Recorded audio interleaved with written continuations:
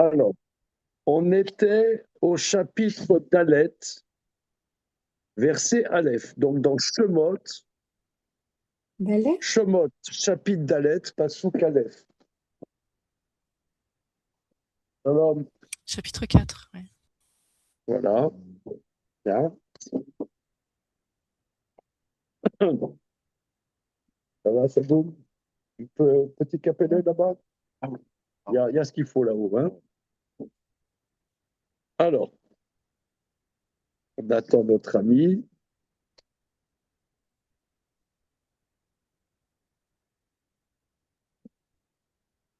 Il en reste deux paquets. Comment, pour terminer Shemot? Oui. Oui. Après, il y a Passion au Père Examen, mais il y a qu'un seul Passion. On va faire une super fête. On va faire un sioum de folie, en présentiel. Chapitre Dalet, vous dites? Chapitre Dalet, Passouk Aleph, dans Shemot. Nous commençons là tout de suite. Chapitre Dalet. C'est bon? Yes? Dalet? Allez. Aleph, Bet, Gimel. Dalet, c'est 4. Là. Eh bien, nous allons te bisuter, bien que ce ne soit pas la première fois que tu viennes, et tu vas nous lire le verset. Ok. Vaya'an. Oui. Ok. Moshe. Vayomer. Vehen. Lo. Oui, non. Oui, Lo. oui, oui, parfait. Lo. Yaminu.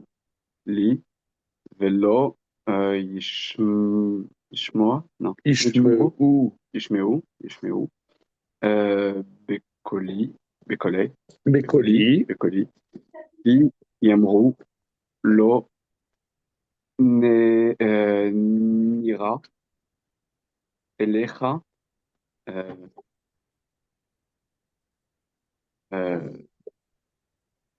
Hachem. Hachem. Oh, ouais, d'accord. Parfait, très bien. Je continue? Non, Okay. tu vois là, tu vois 2 points, donc en juif, c'est 1 point. Tu verrais 1 point, c'est une virgule. Tu vois 2 points, c'est 1 point. Okay. Normal. Hein? Voilà, ça va aller, Tanel? Comment? Je confirme qu'il fallait que ça arrête. Arrête-toi. Voilà, alors. Vaya'an Moshe. Est-ce que tu peux nous analyser ce mot? Vayan Moshe, on était où? Là. Oui. Vayan Moshe, donc Moshe, il n'y a pas de souci, on prend Vayan. Alors moi, je sais que il y a les binyan, et là, il y a An. Je ne sais pas ce que c'est les 3 lettres du Shoresh de Vayan, donc je ne sais pas ce que ça veut dire. Oui, Mayan. Analysons le mot Vaya'an.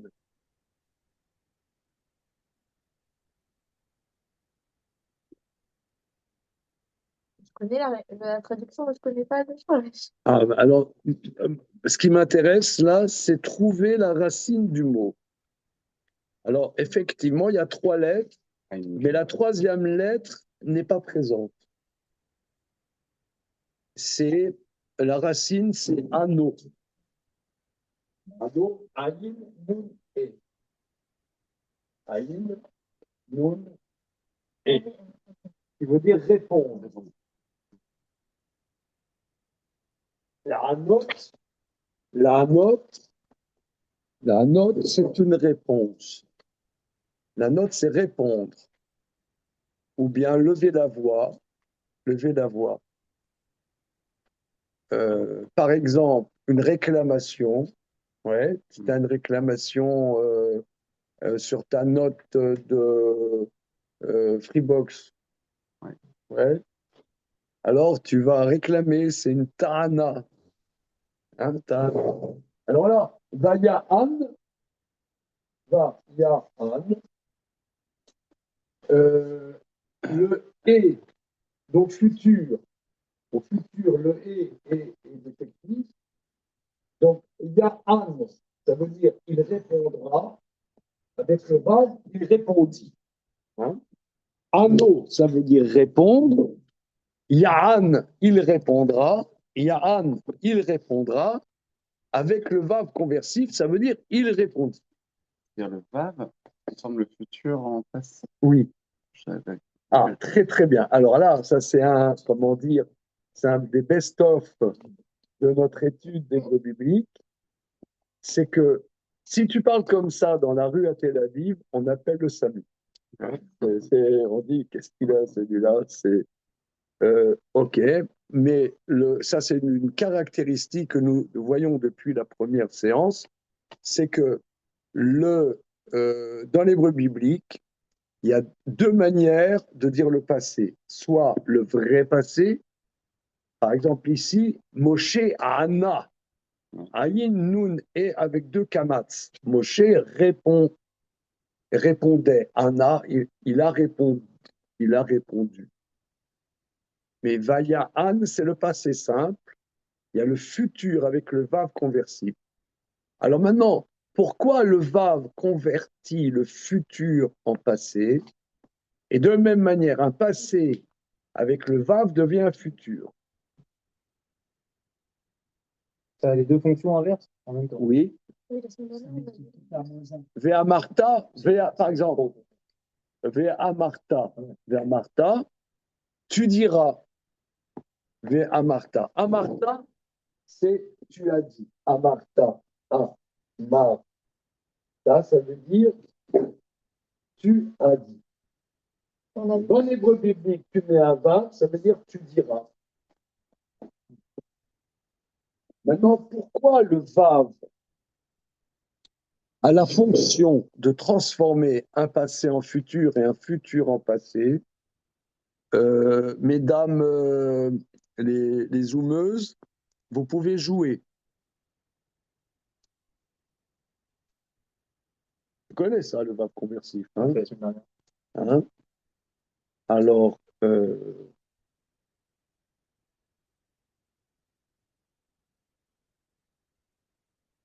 la lettre vav, le mot vav, hein, parce que les lettres hébraïques ont un nom. En français, les lettres n'ont pas de nom. Elles ont le son. A, B, C, D. C'est le son. Mais en hébreu, chaque lettre a une signification. Aleph, ça veut dire quoi, Aleph?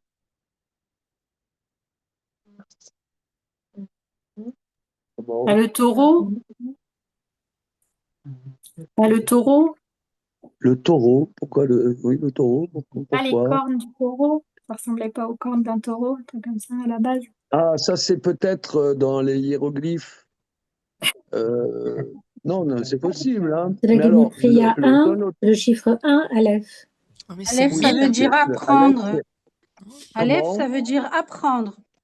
Oui, un bonbon. Tête brûlée pour Cathy. J'ai que des bonbons tête brûlée. Un bonbon pour Cathy, ça veut dire Aleph. Et où voyons-nous que le mot Aleph veut dire apprendre? C'est facile. Aloupa.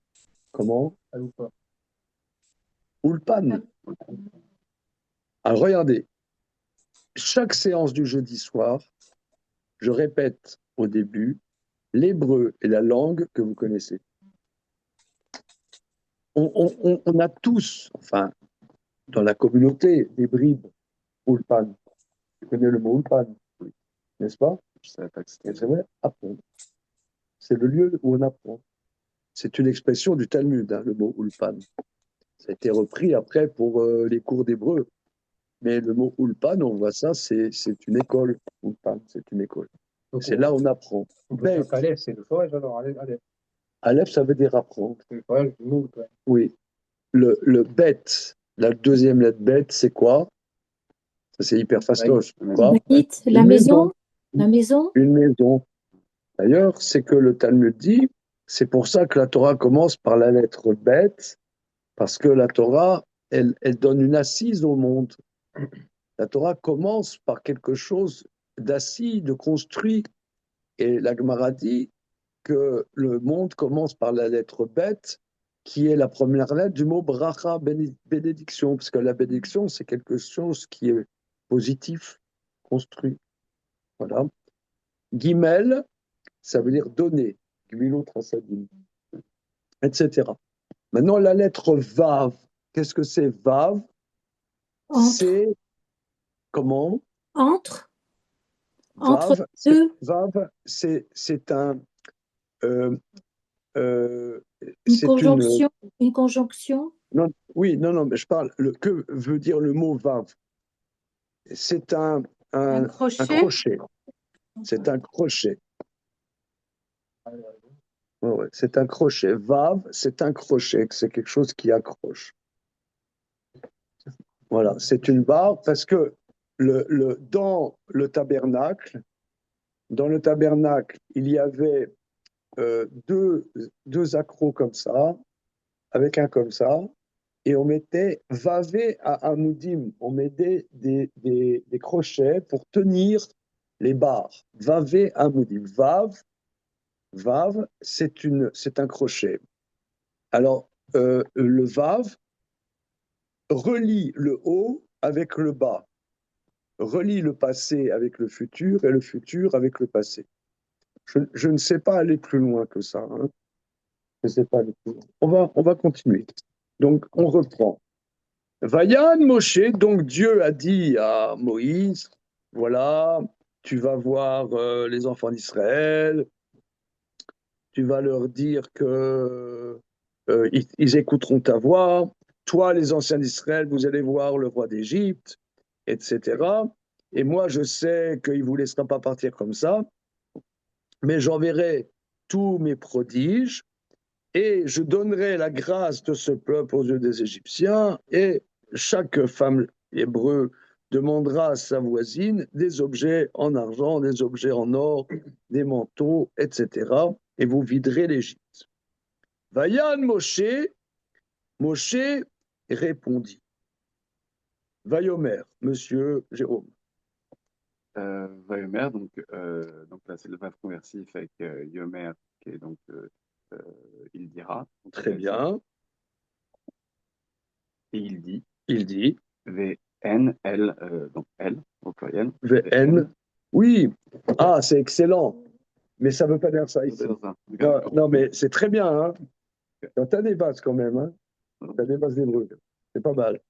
Donc, VN, alors Jérôme Bronstein, ici présent, dit N, c'est la troisième, pronom personnel, troisième personne du pluriel féminin.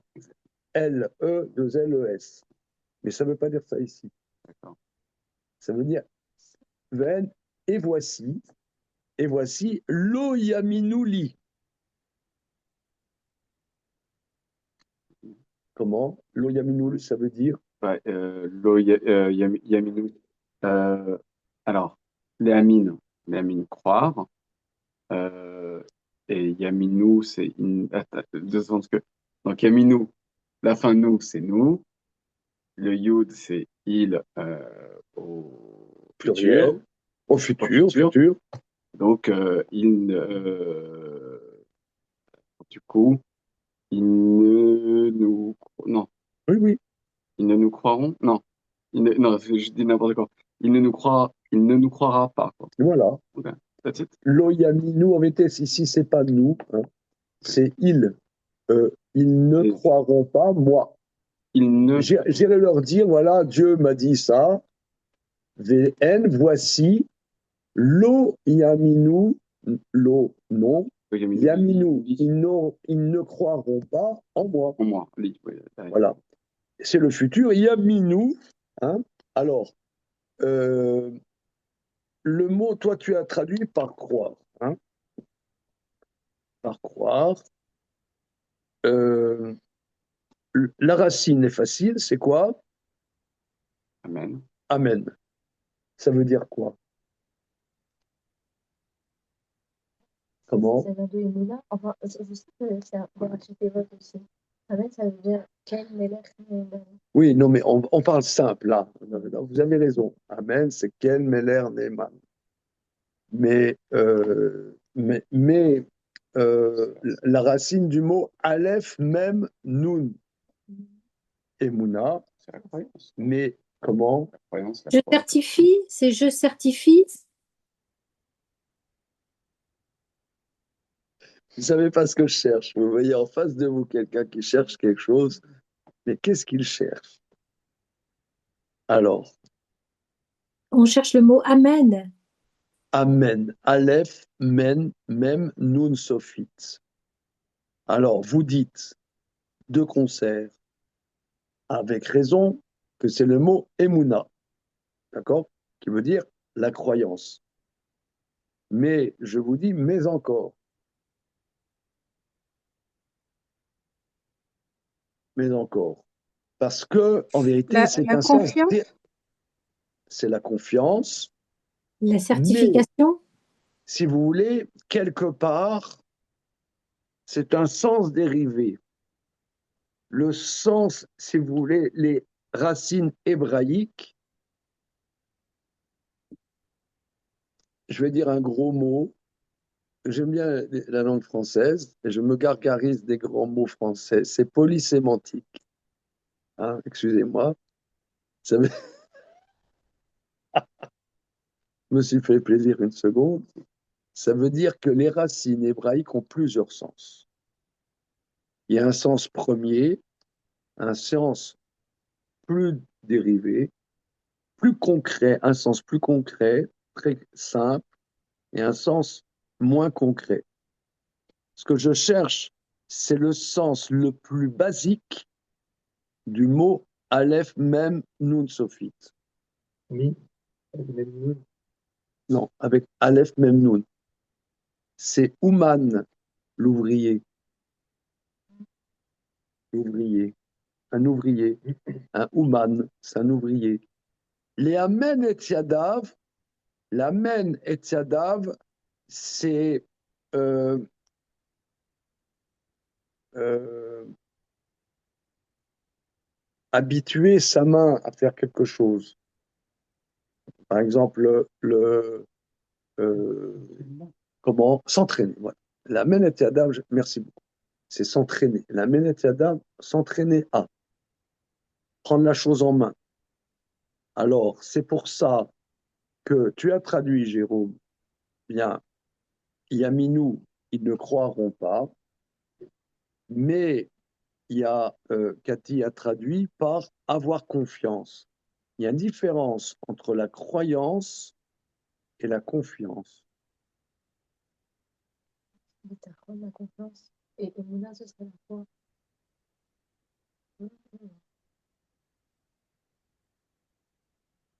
La Emouna, c'est avoir confiance. Le bitachon, c'est autre chose. C'est une autre notion. Euh, euh, Pas assez proche. comment? La croyance. Si vous voulez, il y a en français, on dit, il y a le pari de Pascal. Vous savez? Vous connaissez le pari de Pascal? C'était à l'école, plusieurs, hein, plus ou moins comme moi. Hein, plusieurs, plusieurs écoles. avec des transitions à faire. C'est en fromage de gruyère avec des trous, quoi. C'est une école halavi. Voilà. Alors, tout va bien. Tout va bien. Comment dire? Le pari de Pascal, c'est que lui dit, je ne sais pas si Dieu existe, je ne sais pas si Dieu existe, je ne perds rien à croire en lui. Au pire, au mieux, il existe. C'est un pari. Ça, c'est pas juif du tout. C'est beau. Comment? C'est beau. C'est nul. Non? C'est de nullité consommée. Ouais. C'est un consommé de nullité. Ça veut dire, tu prends la soupe avec de l'eau chaude, tu fais un consommé, c'est nul. Tout nul dedans. C'est nul. Non. C'est-à-dire, nous, les enfants d'Israël, on a une émouna. C'est quoi la émouna? C'est que on vit quelque chose. On vit quelque chose, et ce que on vit construit une confiance. C'est-à-dire que, prenons un exemple, il y a un grand maître qui s'appelait Rav Shlomo Wolbe. Il dit tout le monde vit avec de la émouna. Prenez un exemple. Quelqu'un qui a des parents, disons, dans la moyenne, des parents qui s'occupent plus ou moins de leurs enfants. Hein. En général, c'est comme ça, disons, sur 100 personnes, 100 familles, tu as peut-être deux familles qui ne s'occupent pas de leurs enfants. Et sur les 98 autres, les parents, en général, s'occupent de leurs enfants. Quand on était bébé, eh bien, il y a bien... nos parents, ils se sont occupés de nous. Ils se sont occupés de nous. On a grandi, on avait le rhume, on avait une bronchite, ils ont appelé le médecin. Voilà, ils s'occupent de nous. Voilà, on a des devoirs, ils font un peu les devoirs avec nous, etc. Bien. Maintenant, on sait que dans une certaine mesure, ils se sont occupés de nous. On peut avoir une certaine confiance en eux. On peut. C'est pas total, mais un peu. On a une confiance. Il y a des gens, comme on dit, je ne peux pas lui faire confiance. Il y a des gens, je sais qu'il m'a aidé, alors je le connais. Je le connais. Fort de ça, je peux lui faire confiance. C'est pas le pari de Pascal. Moi, je vis. Ma vie, elle vient pas comme ça. J'ai vécu des choses. Par exemple, nous, il y a des fêtes dans le judaïsme. Il y a deux fêtes rabbiniques qui construisent le peuple juif. Deux fêtes rabbiniques. Il y a Hanouka et tu as Purim. Les autres fêtes, c'est de la Torah. Mais tu as deux fêtes, tu as Hanouka et tu as Purim. On pourrait dire, c'est quoi ces fêtes? C'est quoi ces fêtes? On peut dire, c'est comme ça. Que nous, après tout ce qui s'est passé dans le peuple juif, regardez par exemple là, il y a 2 ans, presque tous les pays arabes, ils se sont presque alliés pour foutre en l'air l'Israël.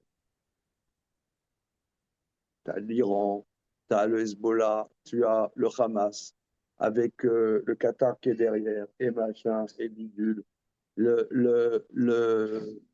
as des grosses puissances qui sont derrière, qui sont là. Et il y a eu, par exemple, au mois de juin dernier, bah, ça fallait sauter, quoi. Quand l'Iran a envoyé ces trucs, machin, disons, nous, à l'époque, on avait 9 enfants en Israël. Ça a failli, tout ça, ça a failli sauter.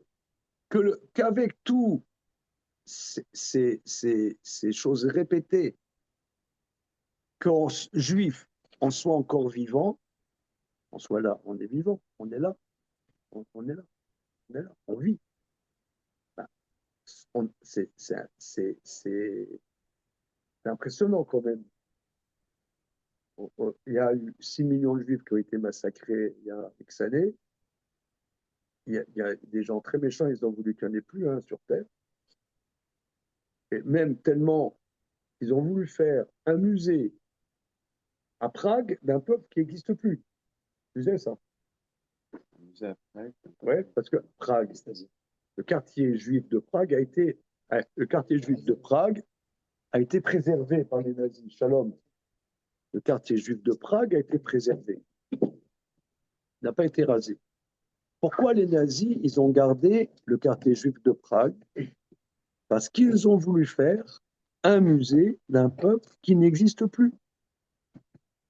Ça, c'est officiel. Vous regardez sur Google, ChatGPT, ouais.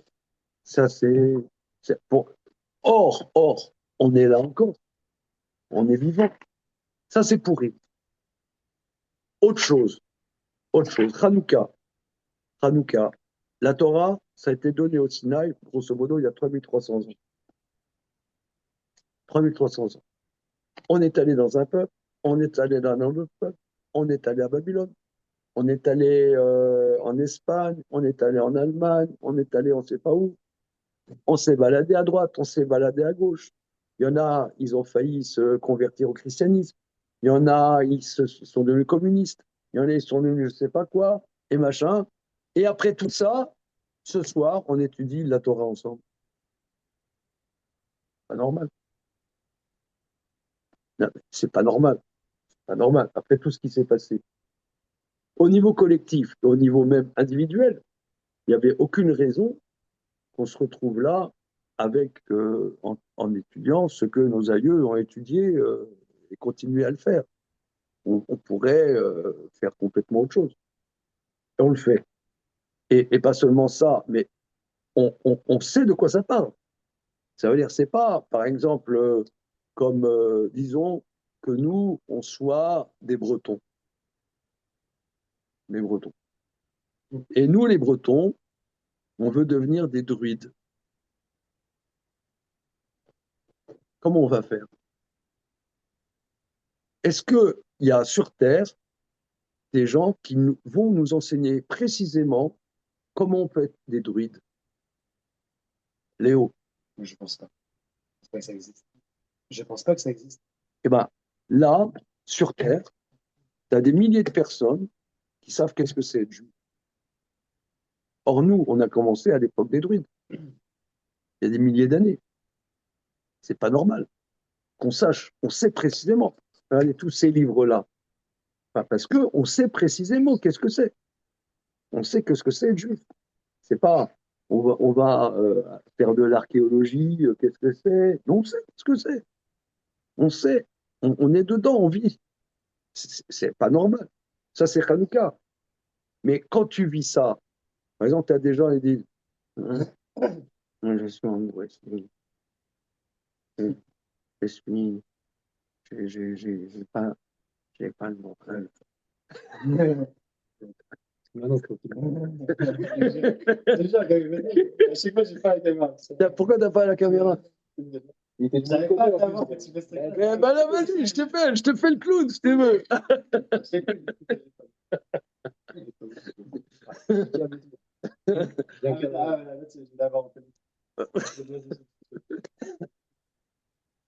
Là, là, là, là. Je refais. Alors, le déprimé. Paf. Alors, voilà, on va jouer le déprimé. Il me fait rire. Monsieur, il me fait rire. Monsieur, il me fait rigoler. Alors, tu dis, j'ai pas le moral. Je vais mourir, de quoi, de quoi demain va être fait? J'ai trop d'incertitudes. Je sais pas. Mais, mais par exemple, quand on sait des choses, ça veut dire, nous, on ne nous demande pas de croire, on nous demande d'avoir confiance, c'est pas la même chose. On a vécu des choses. Et ces choses, ces choses nous construisent. Et on peut s'appuyer dessus pour avoir une base et construire ça plus encore. On avance. La Emouna, c'est pour ça qu'il y avait un grand maître qui s'appelle le Rabbi de Kotsk. Rabbi de Kotsk, comme son nom l'indique, était à Kotsk, en Pologne, un petit bourgade qui s'appelait Kotsk, qui s'appelle Kotsk encore en Pologne. Et le Rabbi de Kotsk lui disait que la Emouna, c'est un travail. C'est un travail, c'est pas une compétence. C'est pas une compétence. Alors là, on va traduire pas par croire, mais avoir confiance. La confiance, c'est quelque chose qui se travaille. C'est quelque chose qui se. Voilà. Vn lo yaminu li. Voilà. Ils n'auront pas confiance en moi. Je vais venir, je vais me dire, Dieu dit que, mais ils vont pas avoir confiance en moi. Sur quoi ils vont s'appuyer? Sur quoi ils vont s'appuyer? Vn lo yaminu li. Vélo, continuons, s'il te plaît. Velo, Lishmeu, Bekoli, qui. On traduit Vélo Ishmeu Bekoli. Velo, Lishmeu. Et ils n'écouteront pas Bekoli, C'est qui, hein? Comment? Ça c'est Bécoli. Bécoli, Ok, Bécoli, je ne sais pas. si tu connais. Ah bon. J'ai un Ah, grand Bécoli. principe Col. que tu connais. Ok, Bécoli dans col, c'est le cou. Non, Non, c'est la voix. c'est la voix. D'accord. Donc, Non, très bien. par ma La voix. col, alors, Oui, il y a ils deux n'écouteront mots. pas. Ils n'écouteront pas. Col, ça veut dire tout. C'est Ok, K, c'est K. la mer. Donc, ça, c'est tout. Et couf, la mer, c'est la voix. D'accord. Comment? Ah, Ok, ça te fait plaisir. Rolam. Rolam. voilà, il est pas dans les- Là, le Vav, est-ce qu'il est dans le Shoresh? Je sais pas. Velo Ishmeu Bekoli, ils n'auront pas confiance en moi. Velo Ishmeu Bekoli, Alors, ils n'écouteront pas. Si j'ai en hébreu moderne, je dirais, oui, je mets où et kol sheli. Mais là, c'est Bécoli. Alors, ils n'écouteront pas dans ma voix. dans ma voix, par ma Dans voix, ma- dans ma voix. Un truc dans le genre, Ils n'écouteront pas Bekoli. Voilà. Le B, Alors, il est- c'est très intéressant. Non, mais c'est très intéressant parce que je prends ta remarque, Jérôme, parce que ça aurait pu être en hébreu biblique, Velo Ishmeu Koli. Ils n'écouteront pas ma voix ou et Koli. Pourquoi Velo Ishmeu Bekoli? Dans ma voix. Ils n'écouteront pas ma voix. Réponse. C'est parce qu'il dé- Réponse. c'est Réponse. J'attends le prochain beat pour répondre.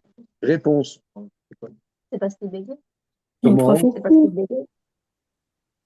Parce que c'est une prophétie. Vous l'avez vu bégayer là, depuis le début? Je ne pense pas que Moïse il bégaye tellement là. Hein. J'avais vu l'explication qu'il était resté comme il bégayait. Donc il avait peur que il n'écoute pas parce que voilà. Oui, mais c'est pas ce qu'il dit. Il va arriver. Et regardez, on va voir la suite. Alors, mais au niveau textuel, je le reprends. En hébreu, tu viens de dire très bien.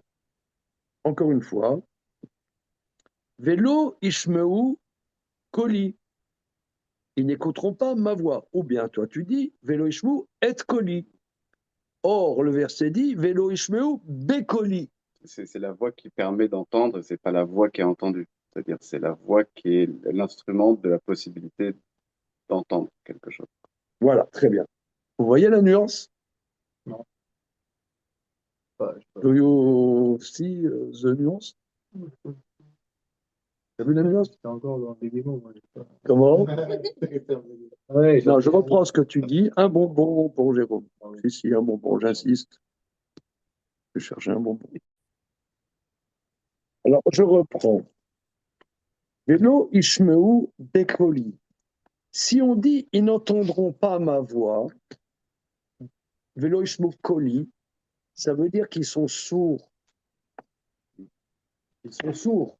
Ah, mais c'est sûr, bien évidemment, ils vont entendre sa voix. Mais Bekoli, c'est ils n'entendront pas ce que je dis par ma voix. le message. Là, Le contenu, le message. Voilà, c'est ça. C'est pour ça, Bekoli dans ce qui est dans ma voix. Pas ma voix, parce qu'évidemment, ils vont l'entendre. Voilà, mais si très vous bien. dites ça, on ne dit jamais Ishmael Koli. On dirait jamais Ishmael Koli. On dirait ça que pour vérifier s'il est sourd ou pas. Oui, eh ben, on voit par exemple, ils ont vu les voix, Vera ou ta colotte, ils ont vu les voix. Oui, mais ce que je veux dire, c'est que si jamais c'est la nuance entre Bécoli et Koli, et que Koli, c'est entendre le son, savoir s'il n'est pas sourd, à ce moment-là, on ne dira jamais Veishmeu Koli. Si. Bah, parce que non, les discussions dans la Torah, c'est est-ce que tu entends ma voix par Non, mais, c'est pas, est-ce que tu es sourd? T'entends? Si, ça peut être. Ça peut, Oui, ça si, peut, mais ça c'est peut. pas le cas. Oui, Enfin, mais c'est pas souvent le cas. c'est pas souvent, mais ça peut l'être pour des raisons lambda. Comme tu peux voir quelque chose et tu le vois pas. C'est au niveau des sens. Est-ce que là, c'est au niveau de la compréhension? Oui, mais alors, il faudrait expliquer pourquoi, quand, au niveau de la compréhension, on utilise les Ishmael Koli. Ishmael Koli. Et on parle de la compréhension. Là. Non. Souvent, En hébreu moderne, mais pas en hébreu biblique. regarde, juste là-haut, il dit Veshamou l'écoléra. Là, c'est l'écoléra. C'est pour ouvrir un peu le. Il y a un amed, hein. Oui, il y a un lamed, mais c'est pour dire, là, il y a une autre distinction. C'est notre distinction qu'on n'a pas travaillé. Continuons. Continue. Alors, Velo Ishmu Bekoli, ils n'entendront pas dans ma voix, Ki Yomru, Lo Nira Elecha Hashem. Ok, parce que Yomru, ils diront L'onira alecha Shem. L'onira, tu ne paraît pas, ça ne. Oui. Ok. L'onira elecha Shem.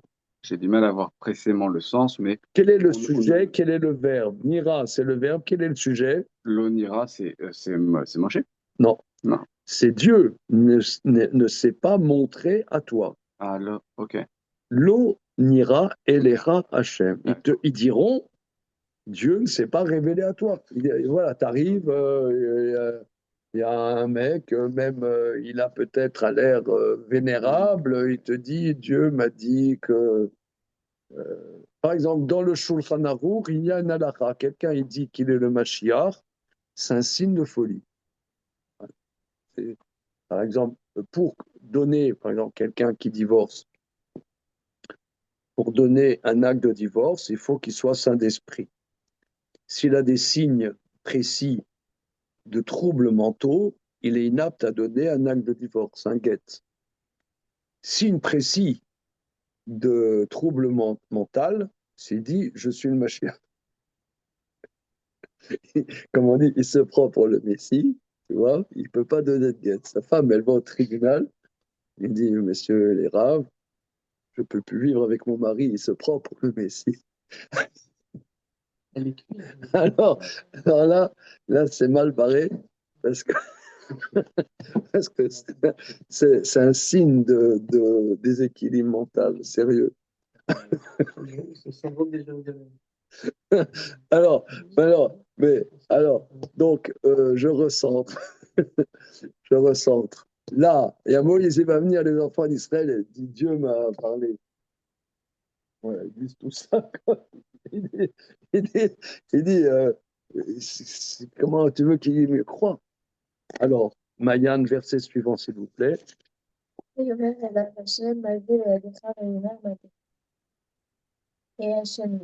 Hachem lui dit, qu'est-ce que c'est dans ta main? Et il dit, un bâton. Maté, c'est un bâton. Alors là, il y a une anomalie. Il y a une anomalie, c'est que dans la Torah, mazé, ma, ça veut dire quoi? Zé, ça. Quoi ça dans ta main? Ma, zé, beyadecha. Qu'est-ce que c'est ça dans ta main? Mais dans la Torah, c'est écrit ma, zé, même, zaïn, et. Le et n'est pas écrit. Hein? Normalement, dans les éditions, ils écrivent pas. Voilà, là, voilà, c'est précisé, même zaïn, et. C'est comme ça que c'est écrit. Alors. Mazekti, ça veut dire dans le Sefer, il y a écrit comme ça. C'est écrit dans le Sefer Torah, même zaïn, et.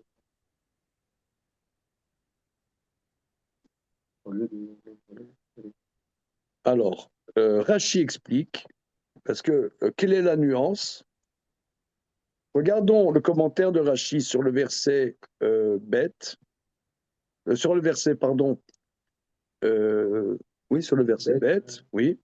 Mazé Beadera, le kar nirtav teva achat. C'est pourquoi s'écrit même zain et l'hydroche misé chez Bayadra atachayav lilkot. C'est de ça misé, c'est de ça tu vas être frappé. Pourquoi? Parce que tu as dit des méchancetés sur les enfants d'Israël. Que tu as dit que les enfants d'Israël n'auront pas confiance. Alors, c'est pas frappé. Ah, frapper, c'est faire la coute. Oui, l'ilkot, Chayav l'ilkot, tu es condamné d'être frappé, misé de ça. Misé, pas masé, mais misé. Mais il y a des misé de ça, tu vas être frappé. Ça veut dire Chayav de frapper avec Chayav Malkout. Malkout. Misé. Attends, Chayav. Je ne sais pas exactement. Alors, regardons. Donc là, qu'est-ce qui est dans ta main? Maté, un bâton. Maté, c'est un bâton. Ignacio, verset Guimel.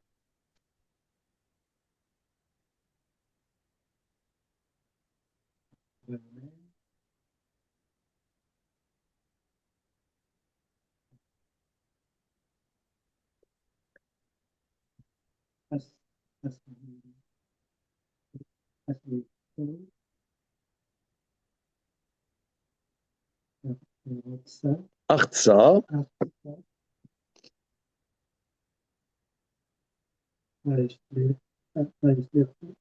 oui.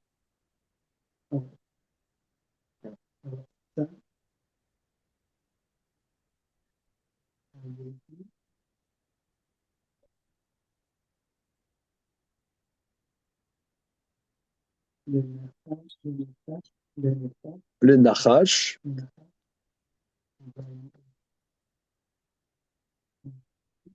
Vayanas. En vérité, Vayanos, Vayanos, ça se prononce Vayanos.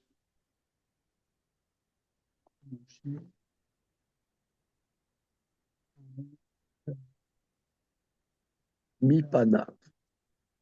Mipanav. Alors, donc, qu'est-ce que tu as dans ta main? Il a dit un bâton. Vayomer, Ignacio. Il a dit, donc Dieu répond, Ashlicheu Artsa. Alors, on a vu avant, hein, Shlach, Shin Lametret. Regardez, ça c'est très intéressant. Que, on a vu la racine Shin Lametret. Shin. La maîtresse qui veut dire envoyer. Envoyer. Et maintenant, on voit Shin Lamed Traf. En réalité, c'est presque la même chose. Ce qui fait dire à des commentateurs que les racines hébraïques, beaucoup de racines hébraïques de 3 lettres, en vérité, ont 2 lettres, fondamentales et une lettre qui module. Qui module, c'est-à-dire le chet et le chaf sophite sont proches. Le chet et le chaf, chet, chaf, prononcé chet, chaf. Chet, et chaf. Où tu sens la différence? Pour la fin, Comment? ou F, la fin. Mais il y a un creux comme un creux. C'est pas grave. Chaf. Mais c'est pas pareil. Chet, chaf. Ouais. Chet est plus en bas et chaf est plus en haut. Hein? Non, la gutturale, ce qu'on appelle une gutturale. C'est des gutturales, mais alors, proches. Alors, le chet, en vérité, est plus abstrait. Le chaf sophite, c'est-à-dire, là, c'est envoyé et là, c'est jeté.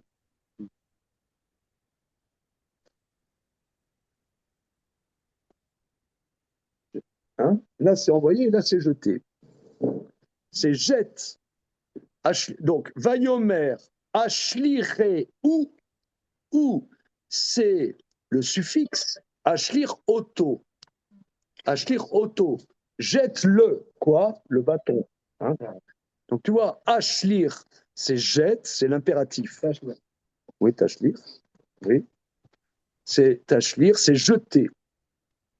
Avec un chet, c'est envoyer.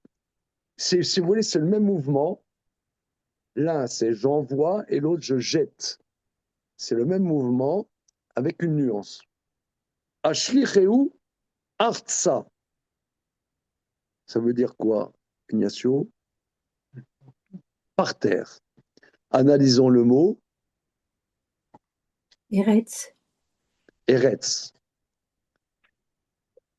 Eretz, c'est la terre, d'accord? Eretz, c'est la terre. Et tu as dit, jette-le, donc le bâton, à terre. C'est la bonne traduction. Mais maintenant, analysons.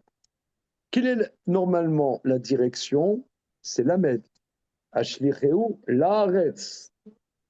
Et là, il y a Eretz avec un E à la fin en hébreu biblique. C'est quoi? Ça veut dire, c'est quoi le E à la fin? Non. Laisse Dieu tranquille pour le moment. Non, non, non, non. Oui, à la fin, en hébreu moderne, J'ai voulu mettre Sheila. Eretz, Sheila, Artsa, Ah, Arti. Bon, ça, Artsa, sa terre à elle. Mais là, c'est pas sa terre à elle, c'est la destination. Par terre. Jette-le. Alors, très bien, Léo, il y a une différence entre jette-le à terre et jette-le par terre. Alors, moi, j'explique comme ça, que si on avait dit Ashlicheu la Haaretz, vers la terre, c'est la direction. La Med, c'est la direction. Mais Artsa, c'est pas la direction, c'est la destination. Le et le est le signe de la définition. C'est l'article défini. C'est l'article, le et, c'est l'article défini.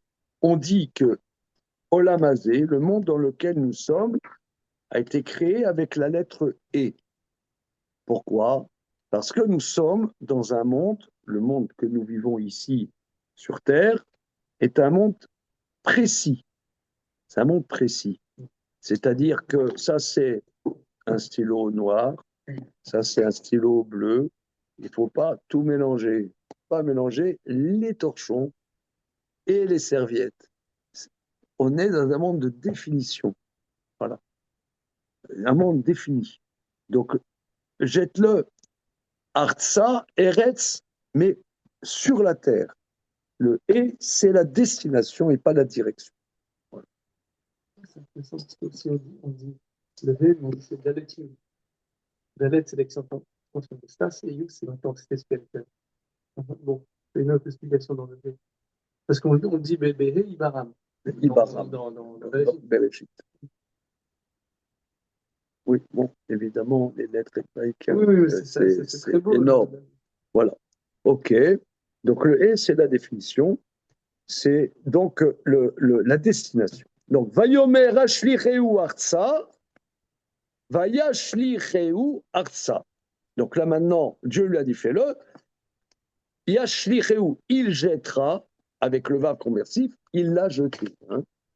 Il le jeta, plutôt, il le jeta à terre.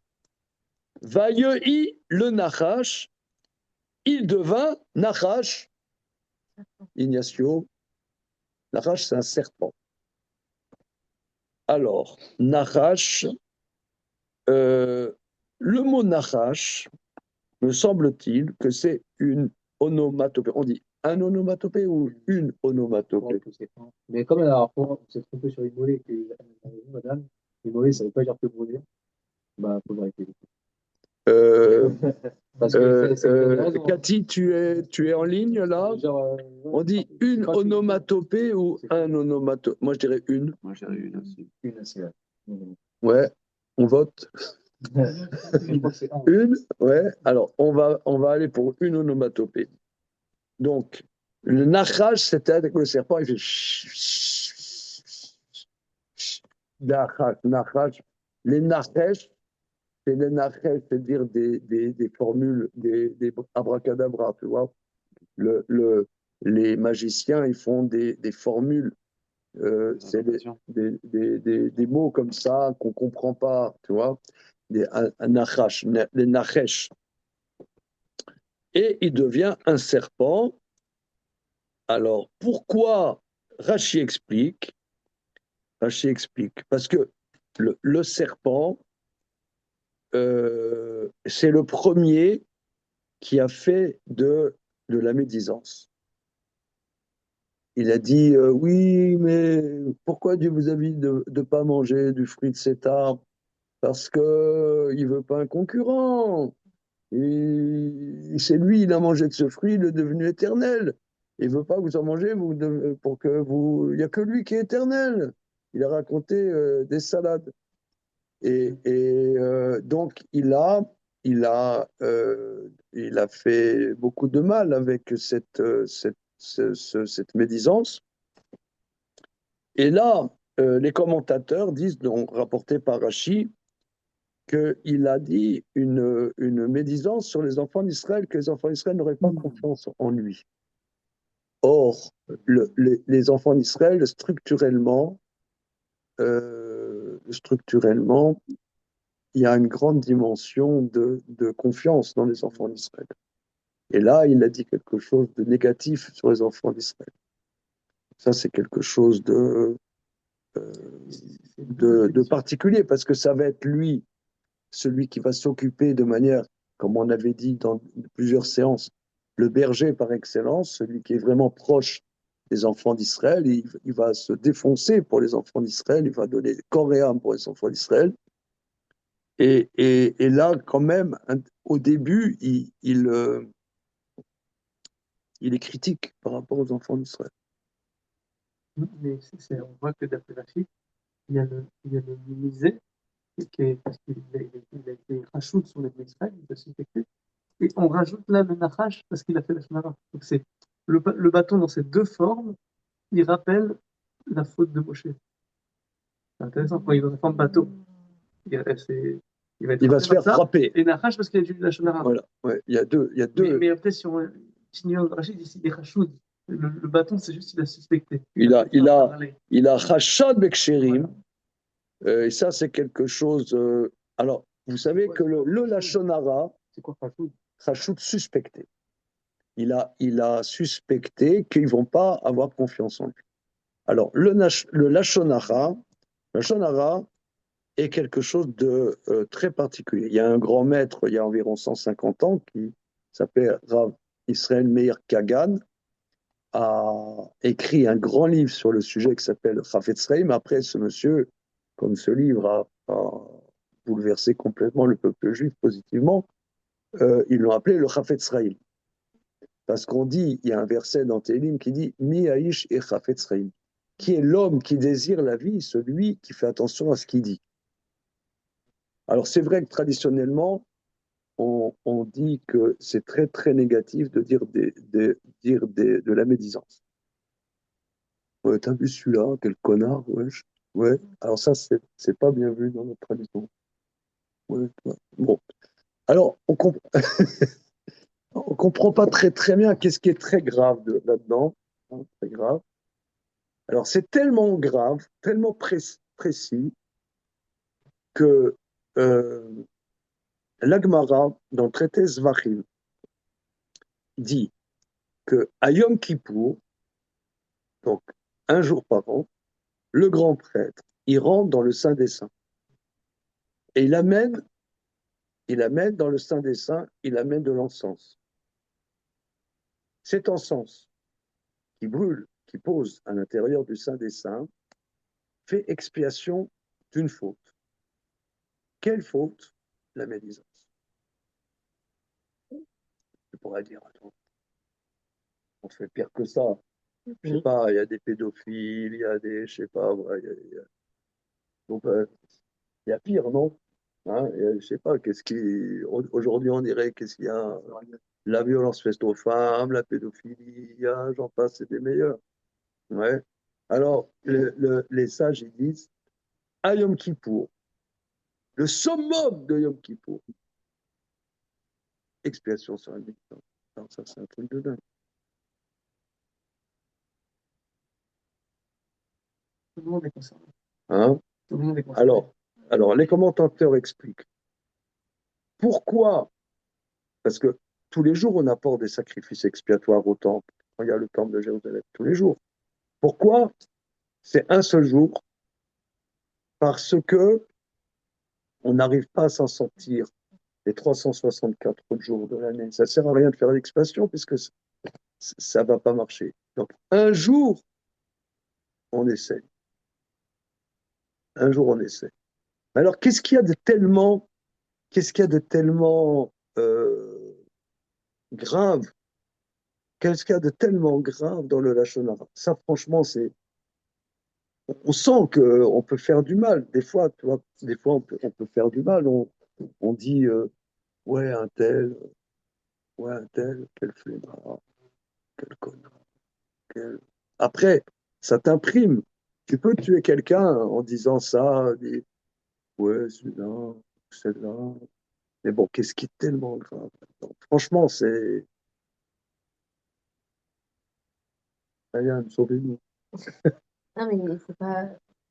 On a tendance à banaliser tout ça, mais c'est vrai que ça peut prendre des proportions avec la médisance, le colportage, ce qui est récriloute. Voilà, on va commencer à faire des réputations et on peut se dire, voilà, le téléphone arabe qui fait qu'au final, on va grossir la chose. Et ça C'est vrai. Encore les arbres. Voilà. Alors, dire du mal des salauds, c'est une mitzvah. Attention. Ah ouais? Oui. Ah oui. C'est pas de la médecine. Non, c'est au contraire. C'est très bien. Maïmonide. Je comprends plus. Alors, comprends si pas tu le- comprends pas, c'est que tu commences à comprendre. Alors, voilà. Maïmonide. Dans le 5e chapitre du traité des 8 chapitres, il aborde ça. Il dit effectivement, on ne doit pas dire des choses négatives, etc. Mais on voit que la Torah dit que Lot, par exemple, est allé habiter Sodome. Et le verset dit, les gens de Sodome, Raïm vechatayim lachem meot, étaient des fauteurs, c'était mauvais et fauteurs terriblement. Donc la Torah elle-même, elle dit des choses, et de la même manière, la Torah, elle dit, les Égyptiens antiques étaient des pourris. C'est écrit dans la Torah. Ne faites pas comme les Égyptiens anciens qui étaient des pourris. Donc la Torah, elle nous dit, alors Maïmonide explique que là, au contraire, c'est positif. Prenons un exemple. Toi, tu veux, je ne sais pas, faire des affaires avec Ignacio. Tu l'as vu ici au cours du politique, il a l'air bien, ce monsieur. Qu'est-ce que j'en pense? Imaginons, pas lui, hein, quelqu'un d'autre. Quelqu'un d'autre, regarde, je ne fais pas d'affaires avec lui. Il m'a roulé dans la farine, il m'a fait perdre 50 000 euros. Franchement, détourne ton chemin. Là, en vérité, je t'aide. Il faut que je t'aide. Parce que quelqu'un, Angel Face, tu lui donnes le mot de son confession, comme qui dirait, moi je le connais, détourne ton chemin. Donc là, au contraire, là, c'est pas de la médisance, je te protège. Mais ça, c'est rare. En général, on n'a rien à dire, on est là entre copains, on n'a rien à dire, de quoi. Alors on va commencer à déblatérer. Ouais, t'as vu ce Macron, quel connard. On va dire, ouais, t'as vu Blanche Gardin, quel pourri. On va faire que on va que déblatérer, tu vois. On va que déblatérer. Alors, j'ai beaucoup creusé la question parce que ça me turlupinait. Pourquoi c'est tellement grave? Alors, le Maharal, il explique. Le Maharal a écrit beaucoup, beaucoup sur ce sujet, beaucoup, beaucoup, dans un livre qui s'appelle Netivot Olam. Il a écrit là-dessus beaucoup. Il explique que nous, notre fonction sur Terre est de développer une dimension d'honneur. La Neshama, l'âme, est appelée Kavod, honneur. L'âme, en nous, il y a une dimension de Kavod. Ce qui est matériel est dégradable. Le matériel se dégrade. Mais nous, dans notre existence, on doit développer plutôt cette dimension de beauté. Ça demande un effort. Ça demande un effort. Nous, quand tu vois quelqu'un, tu dis, oh, t'as vu celui-là, avec une drôle d'allure, t'as vu, il y a une tache de sauce tomate sur sa chemise. C'est tout de suite, tu vois, la tache de sauce tomate, ou d'harissa, ou de jus de je ne sais pas quoi. Tu vois tout de suite ce qui est négatif. Mais la neshama, l'âme, on doit creuser et chercher au contraire qu'est-ce qui est positif. Ça demande un effort. On doit développer en nous ces dimensions de respect, ces dimensions de kavod. Et d'ailleurs, le Maharal, il explique, c'est pour ça que nous, les hommes, on a des tzitzit. Et tzitzit, il y a 4 fois 8 fils. Vous voyez, là, il y a 8 fils, multiplié par 4. 8 fois 4, un bon. Alors là, quelqu'un connaît sa table de multiplication sans regarder la calculette, ça n'existe plus. Alors, 4 fois 8, c'est 32. Guillaume Marat, 32, valeur numérique du mot carbone. Carbone, donc ça c'est 20, 22, 4, ça fait 30. Valeur numérique. Donc les tzitzit sont là pour nous éveiller à développer en nous la dimension de kavod. Alors tu vas poser la question, pourquoi les dames, elles n'ont pas des tzitzit? Oui, J'ai une autre question, mais on fera après. alors là, messieurs, dames, en Zoom, on conviendra qu'on a un peu fait du hors-piste, mais pas, non, c'est pas du hors-piste. On essaie de rendre compte du verset qui dit qu'il a dit des choses désobligeantes sur les enfants d'Israël. Hein. Oui, Netanel. On n'entend pas pour les femmes. Non. Oui. Non, mais tu voulais dire quelque chose Là, je avant. voulais savoir pourquoi, parce que j'ai entendu dire que chez les Sfaradim, pendant la Tunisie, vous devez rentrer Oui. pour les raisons qu'elle a ici. Si c'est pour le chaos, que moi j'ai envie qu'elle veut respecter ses sorties. Alors, tu peux aller au Bédine de Paris, demander ta conversion en Ashkenaz. Ça se fait ça de Ouais.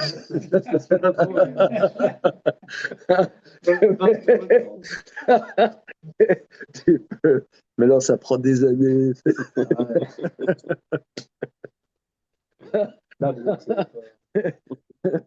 c'est pas. Je sais pas. Ouais. Je sais pas répondre.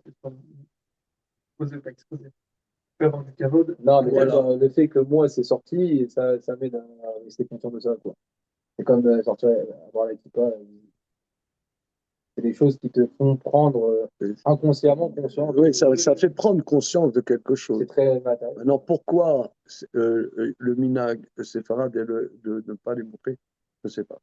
Mais en tout cas, pourquoi les femmes, si c'est tellement les tzitzit, ces mitzvot de tzitzit, tellement vital, quelque part, alors pourquoi les femmes n'ont pas la mitzvah? Pourquoi? Ouais. Why? Je veux savoir. Comment? Je veux savoir. Moi aussi. Elle se couvre déjà la tête. J'ai Non. pas lu les corriger. Ouais. Alors, Comme dans qui établit que l'homme est plus lourd que la femme, quand même dans la posture, peut-être. Propose. alors, je vais vous dire, moi j'ai entendu de Rav Shlomo Wolbe, lorsque notre grand-fils était dans les shivas de Rav Wolbe, en 98-99, j'avais entendu, donc Rav Wolbe, c'est le monsieur qui a écrit ces livres-là,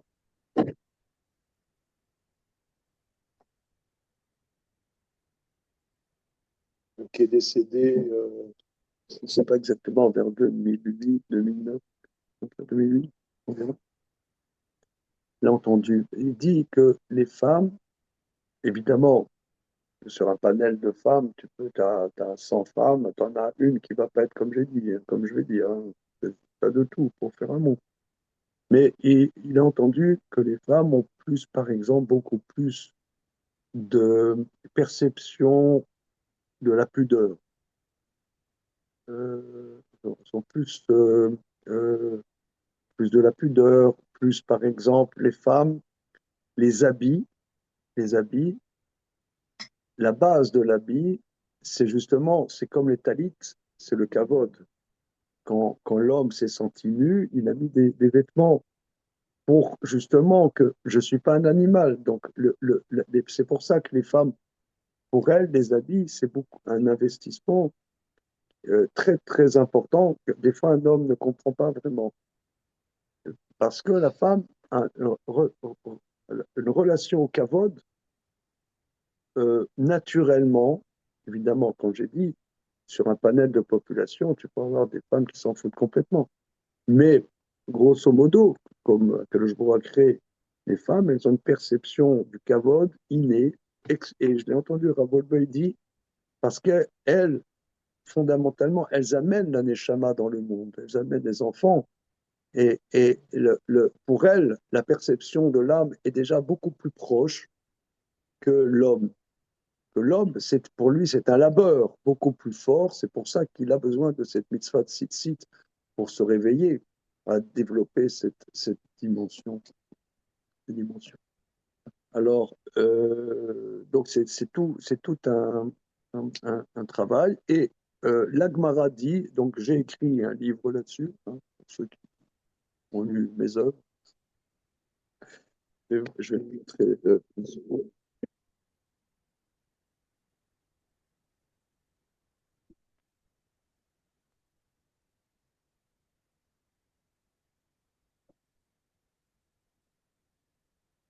C'est la même notion que l'Islam. Kavod, le rapport entre l'homme et la femme. Kavod, c'est pareil que le rapport au temps. C'est pareil, sur Ouais, c'est comme le donc, dans le dévoilement de l'âme que la famille Albert a sponsorisé, n'est-ce pas? Ouais. Donc, il y a Belle Joël et couverture. Ariane, hein, à la mémoire de votre papa, vous avez sponsorisé ce livre. C'est quoi le dessin, monsieur? Et le dessin de mon frère. Ouais, c'est Michael Albert qui a fait le dessin. Magnifique. Et alors, dans, comment dire, dans le troisième chapitre, je développe que l'Agmara dit la personne qui fait attention au tzitzit méritera un bel habit. Et le Maharal explique dans 3 endroits de son œuvre. Il explique qu'est-ce que ça veut dire. Il méritera un bel habit, c'est qu'il méritera la résurrection des morts. C'est quoi l'habit? C'est le corps. Nous, actuellement, alors il explique comme ça que nous, dans l'humain, il y a une ambiguïté. Il y a une ambiguïté, c'est que notre corps peut être à une dimension de beauté et aussi une dimension de bassesse. Dimension de bassesse. Il y a des fonctions dans notre corps qui sont déshonorantes. Hein. Et donc, il y a une grande ambiguïté en nous entre cette dimension de beauté et de déchéance. Et on est comme ça à cheval entre les deux, on balance entre les deux. Et des fois, justement, on aime dire du mal des choses parce que la déchéance en nous est naturelle. On aime la déchéance. On aime, par exemple, pour moi, c'est une énigme très, très profonde. Pourquoi les hommes, particulièrement, aiment la pornographie? C'est nul. C'est-à-dire, c'est d'une nullité absolument abjecte. On aime. On aime. Parce qu'on aime la déchéance. Il y a quelque chose en nous on est en ballottage comme ça. Et la déchéance, on aime partir vers la déchéance. Et justement, la Gemara dit que la personne qui fait attention à la mitzvah de tzitzit méritera un bel habit. C'est quoi un bel habit? C'est quoi la mitzvah de tzitzit? C'est développer en nous cette dimension de kavod et justement de ne pas dire de la médisance, de pas dire, donc, de faire bien attention à ne pas dire de la médisance.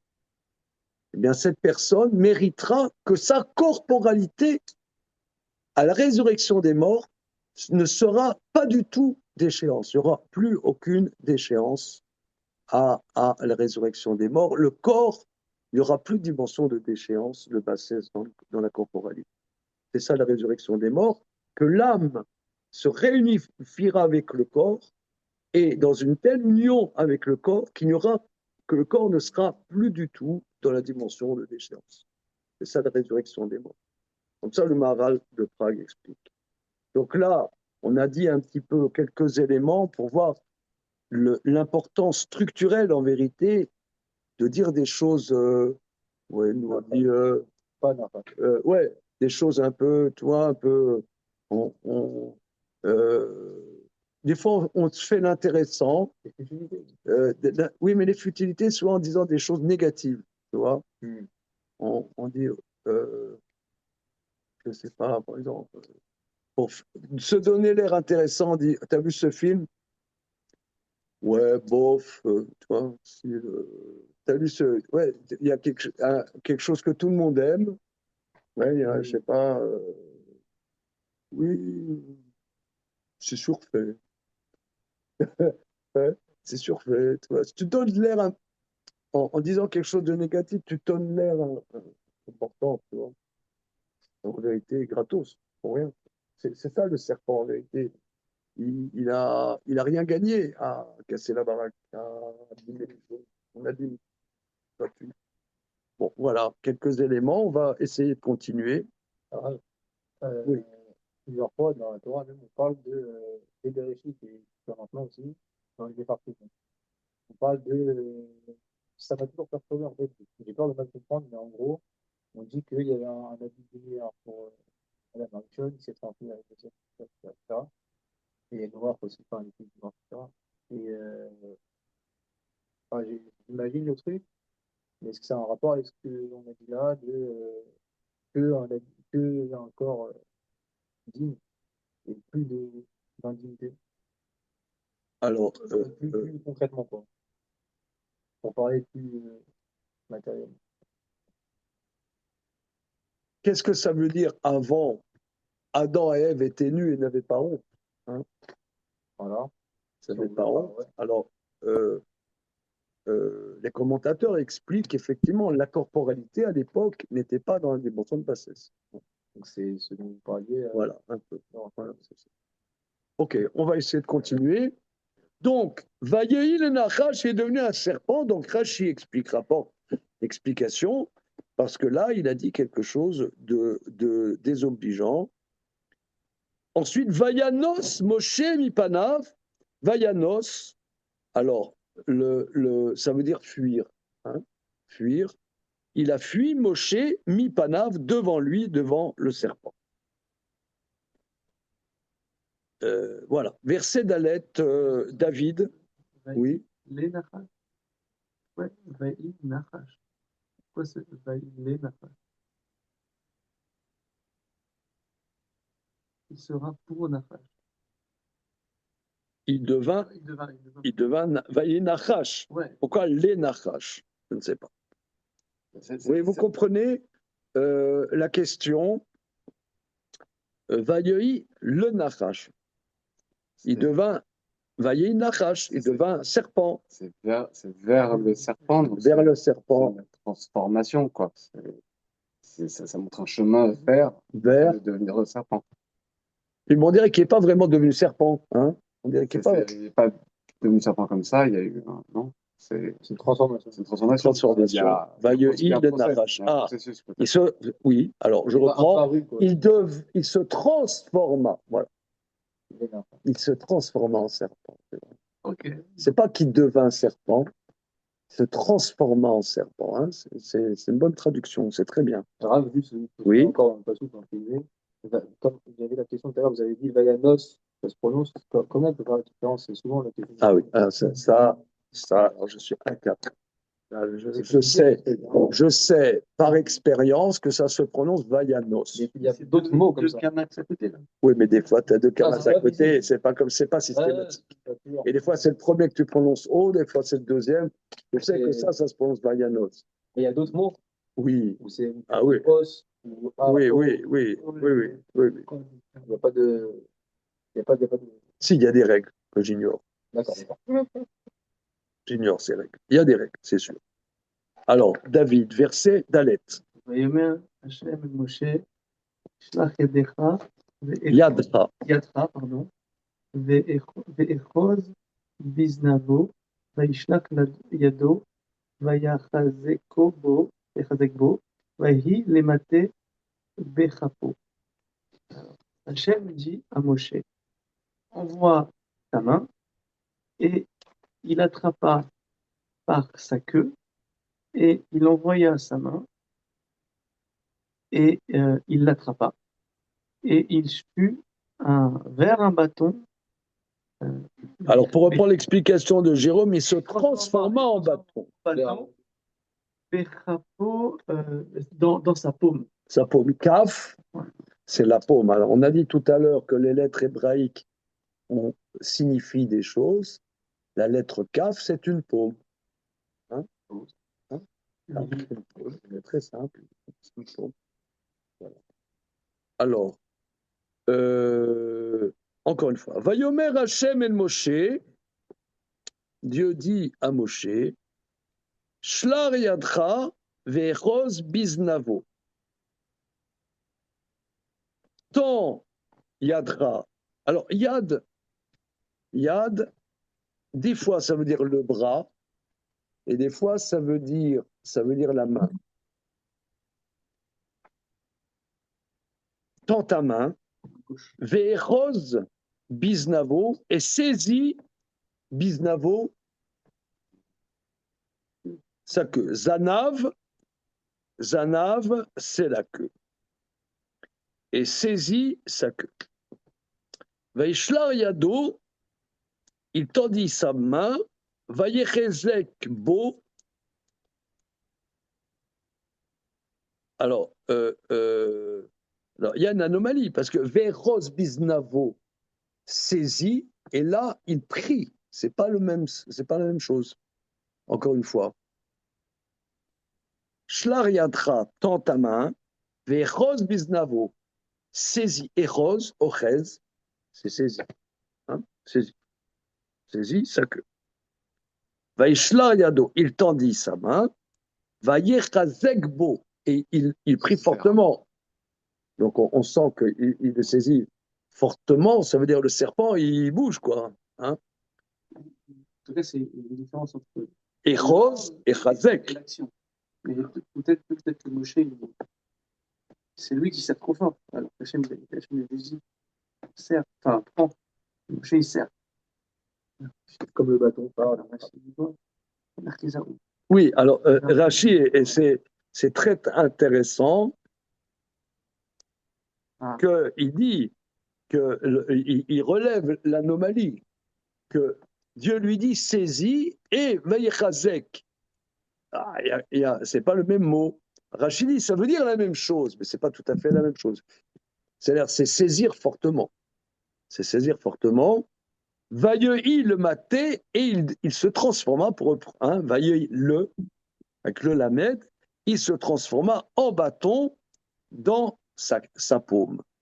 Mais ça veut dire qu'il a pris le serpent, quoi. Il a pris le serpent et qui s'est transforma en bâton dans sa main. Mais quand il l'a pris, c'était un serpent.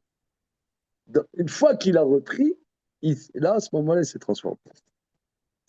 Nethanel, verset et. Quand Rachid dit Anashim Beyado, il a pris les hommes dans sa main. Non, il a pris. Il rapporte que le mot lechazek signifie Ariza. Là-bas, c'est dans Parashat Vayera. Les hommes le saisirent dans sa main. C'est Vayechazku. Il veut prouver d'autres occurrences que les chazek, ça veut dire saisir. Mais voilà. Plus fort. C'est moi qui rajoute. C'est pas ce que dit Rashi. C'est pas ce qu'il dit Rashi. Il dit que c'est exactement pareil. Rashi dit c'est pareil. C'est dans le même sens. Vayachazek bo, on pourrait dire, il était plus fort que. Hein, il était plus fort. Mais ça veut dire prendre. C'est ce qu'il dit. Bon. Nethanel Pasuk et. Les marins Yaminu, Ki nira elecha, Adonai, Elohei Avotan, Elohei Abraham, Elohei Israël, Elohei Yaakov. Jusqu'à sa main. Le man yaminu. Le ma'an, ça veut dire pour que. Afin que. Yaminu, sa main. Non, Yamin l'amène à avoir confiance. Ah oui, d'accord. Alors, il y a afin d'avoir utilisé confiance. C'est très bien. Qui n'ira et qui descendent, ce qu'on a dit tout à l'heure, qui leur semble, quoi. que c'est révélé à toi, c'est révélé à toi, et à toi, et le à tel, oui, et l'oré à vos tables, le Dieu de tes pères, de leur père. de leur père. Et l'oré Abraham, et l'oré Israël, et l'oré Jacob, le Dieu d'Abraham, et le Dieu d'Israël, et le Dieu de Jacob. Alors là, au niveau de la syntaxe, l'auteur, on dirait qu'il n'a pas relu. Non, non, non, il y en a. Je l'ai pas vu, moi. Non, Ah, et bon. non, je sais pas, il n'y a pas eu un travail éditorial. Nous, quand on sort un livre, on relit, on donne à lire, etc. Mais là, on dirait, regardez, où est le sujet? Le man yaminou.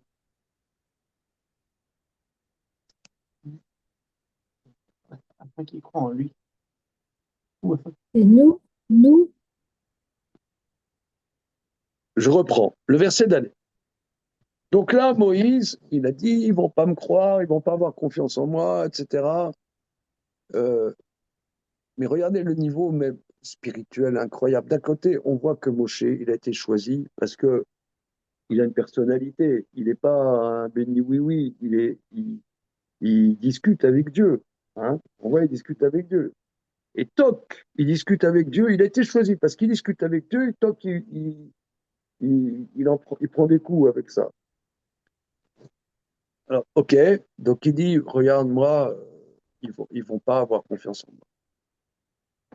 Alors, Dieu, il dit, là, tu as dit quelque chose de négatif par rapport aux enfants d'Israël. Voilà, regarde, ça se transforme en serpent. Reprends, prends-le par sa queue. Il reprend, machin, bidule. C'est quoi l'image de reprendre par sa queue? C'est quoi? Prendre le serpent par la queue. C'est quoi cette image? Il le prend, et c'est seulement une fois qu'il l'a bien prise, il redevient un bâton. Et à la fois, Oui, vas-y. en fait, parce que c'est le Serava. C'est un problème de Serava.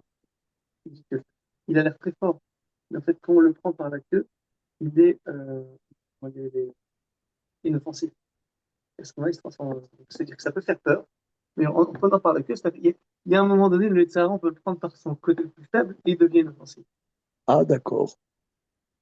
Ok. C'est le contraire. C'est pas mal, c'est Et pas il dit ça mal. comme ça, on dit que le Serava, finalement, plus tard, ce sera un agneau. Ah, il a ce côté d'être très, très, très Très faible. méchant, il a l'air méchant, mais en vérité. Selon l'angle dont on le voit. Mais pourquoi par la queue, c'est le plus inoffensif? Parce qu'il n'y a pas ça, parce qu'il n'y a pas sa bouche, il ne peut Ouais, pas te mordre. Je m'y connais pas en serpent, mais j'ai l'impression qu'il faut prendre par la tête pour qu'il puisse pas mordre. Voilà, mais C'est vrai, mais là, Et puis le serpent à sonnette, le serpent à sonnette, tu prends pas la tête. par la tête, il peut te mordre, tu peux pas le prendre. Là, tu le prends par la cuisse, il se transforme en bâton. À partir du moment où tu les saisis, il se transforme. Après, c'est plutôt une image. non, mais c'est pour ça que je voulais. Mais enfin, ça se prend par la cuisse. Oui, mais si c'est un vrai serpent, mais là on parle d'un serpent bâton. Alors, le moment où tu le touches, il se transforme en bâton. Maintenant, je reprends ce que Oui, tu elle dis, est David. Le plus loin de la tête. Bon, c'est évidemment, c'est des choses très profondes, mais j'entends ce que tu dis, que le Nachash ressemble un peu au mauvais pensant. Et là, il a dit du Lachon Hara, il doit affronter en vérité aussi, il doit affronter euh, il a difficulté parce qu'il a vu quelque chose de négatif, mais il doit se confronter à peut-être son défaut à lui, c'est son défaut à lui, Moshe, et le prendre, le saisir. Pas le, vous voyez, par exemple, moi j'ai des discussions, on va s'arrêter peut-être là-dessus parce que notre format, c'est jusqu'à 21h30 et là c'est un peu dépassé. Euh, il y a des débats, par exemple, je ne sais pas si les femmes sont confrontées à ça, mais beaucoup des élèves ou des gens que je fréquente Je parle de la difficulté de ne pas aller voir des choses sales sur Internet.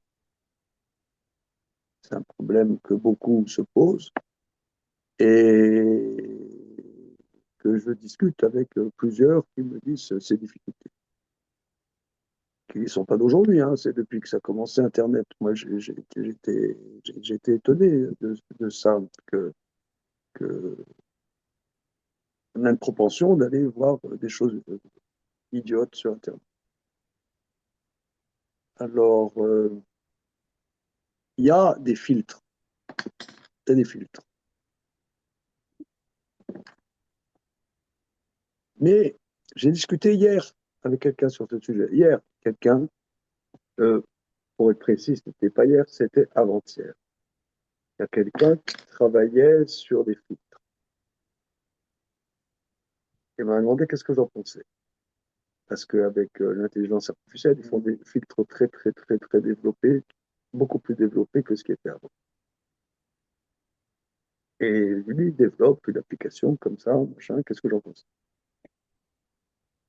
Alors, moi, je lui ai dit, bon, que c'est un problème grave d'aller voir des saletés sur Internet. C'est un problème grave, parce que ça pollue complètement, enfin ça, c'est interdit. Mais c'est difficile, parce qu'on a envie. Alors, je dis, le filtre, c'est pas une bonne stratégie, parce que tu prends pas ton Yetzer Hara. Il faut se battre avec le Yetzer Hara. Il faut trouver une stratégie active. Tandis que là, en vérité, tu n'as pas travaillé sur le Yetzer Hara, sur tes pulsions. Tu t'es mis un truc, mais dès que tu vas être confronté à la chose où il n'y a pas de filtre, plap. Moi, je connais un jeune, quelqu'un de très très bien, il m'a dit, dès qu'il n'y a pas de filtre, je l'axe. En 30 secondes, il va avoir des conneries. Ça reste utile, le filtre reste utile. Donc, oui, non, parce qu'il ne s'est pas éduqué. oui, mais aussi ça protège. Il ne s'est pas éduqué. Une faiblesse. On est fort, il y a un moment de faiblesse. Pas tout le temps, mais ça peut aider dans ce cas-là. Oui, ça aide. Ça aide.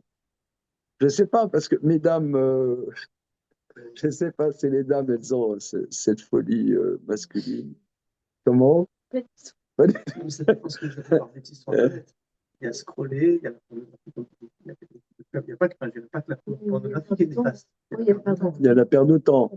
Mais moi, je parle surtout des choses pornographiques. Mais alors, mais là, Dieu lui dit, prends ce Yetzer Hara, prends-le. C'est-à-dire, affronte-le et saisis-le. Pas, comment dire, pas barricade-toi et la fuis. C'est bien de le fuir, le serpent. Mais d'un autre côté, Dieu lui dit, prends-le. Il fait quelque chose avec. Maintenant, après, il arrive à en faire un bâton. Je lance le débat. C'est paradoxal avec l'histoire de David Amelech, où en fait, il a été tenté avec Bathsheba parce il avait tenté Hachem, il lui dit voilà, donne-moi une épreuve, moi je vais pouvoir, je vais la surmonter comme ça, bah, je peux être éloqué Abraham, qui est dans la Bible. Et on voit qu'il a. Et là, de là, on apprend de là, et que moi, en tout cas, à l'école, on m'a toujours appris, ben voilà, il ne faut pas aller là où le C'est vrai. C'est vrai. Ouais, c'est vrai que les deux existent. En fait. Moi, je pense que. Les deux avis sont bons à dire, mais je ne pense pas que ça dépend. Ça dépend de la personne. C'est faux. On peut pas en faire un. Je pense. C'est un sujet très important. Même plus de la personne, ça dépend de la situation aussi. C'est un sujet important. En tout cas, regardez, et on va terminer là-dessus, sur le verset « Et ». Dieu dit à Moshe, tends ta main, saisis par sa queue, il a tendu sa main, et il s'est renforcé sur lui, et il redevint un bâton dans sa paume. Pour qu'il ait confiance, pour le Maniaminou, pour qu'ils aient confiance que Dieu s'est révélé à toi, mais regardez là maintenant, la syntaxe du verset « et », ça va pas, non, Mayan? Hein? Alors c'est le devoir, jusqu'à la semaine prochaine, trouver la syntaxe du verset 5. David, Qu'est-ce qu'il va faire dans la syntaxe? Qu'est-ce qu'il va mettre? ça veut rien dire. Regarde, Pour qu'il le croie que Dieu s'est révélé à toi. pour qu'ils croient, pour qu'ils aient confiance que. Mais pour qu'ils aient confiance. Qui est l'auteur? C'est une voix off? C'est qui? Non, mais c'est Hachem. C'est une voix off? Non? Il y avait Hachem. On dirait une voix off. On dirait Non, Philippe Torreton, qui est la voix off. à vous dire, parce qu'il n'y a pas écrit Vayemer Hachem avant. Merci. Il n'y a pas de sujet.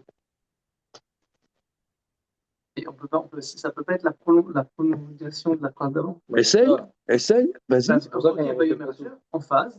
Va être à Zegbo, il a pris le bâton dans sa paume. Il a dit, pour qu'ils aient confiance que Dieu est apparu à toi.